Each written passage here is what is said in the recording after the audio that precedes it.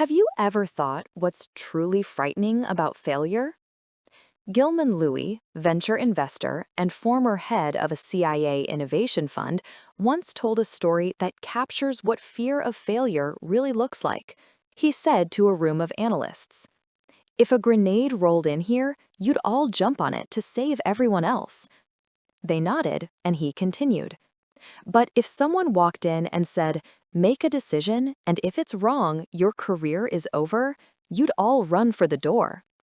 One officer whispered, "If I die on the grenade, I don't have to live with it afterward." That's the truth. We're not afraid to fail, we're afraid to live with failure. Perfection is impossible, and that fear quietly kills our ability to grow. In the previous episode, we explored the OODA loop, how to make quick decisions in a rapidly changing environment. Today, we move to skill number 4 from Amy Wilkinson's The Creator's Code, learning to fail wisely, using small, controlled setbacks to avoid catastrophic mistakes. This one skill separates those who keep growing from those who stop trying. To fail wisely, you start small. You test, you learn, and you adjust before you go big. But testing only works if you know your limits, your own risk tolerance. How much failure can you handle right now? It depends on your life, your finances, your responsibilities. When you acknowledge it, you can stretch without breaking. That's resilience. Imagine you run a small cafe. You test a few new drinks each month and see what people love. You're not betting the business, you're placing small bets, and you adapt. Over time, those experiments pay off. The cafe grows, customers return, you start to feel secure. And that's when something subtle happens. Comfort begins to replace curiosity, and your appetite for risk quietly fades. It feels safer to keep doing what already works. Yet, in a world that never stops changing, that safety becomes a trap.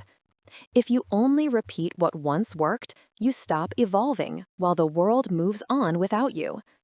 That's why your risk tolerance should never fall to 0, because anything above 0 pulls you out of inertia, and that's where growth begins. Carol Dweck, a psychology professor at Stanford University, discovered something powerful about how we face challenges. In one of her studies, she gave groups of students a series of puzzles. Half were praised for their intelligence. The others were praised for their effort. When faced with a new, harder round, most of the smart group chose easier puzzles, afraid to lose their status. But 90% of those praised for effort picked the harder ones, even if it meant failing. They didn't see failure as proof of weakness. They treated it as information. That's the essence of a growth mindset. Every setback holds a lesson for what comes next. When we praised effort, we build persistence. When we worship perfection, we build fear. And in the real world, persistence wins. So next time you hesitate, ask yourself this: who do you want to be? The one who stays in the comfort zone, or the one who keeps chasing their dreams, even when they fail?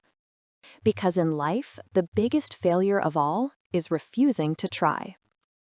In our next episode, we explore the skill called networked minds, the ability to bring diverse perspectives together to solve problems in new ways. Until then, stay curious.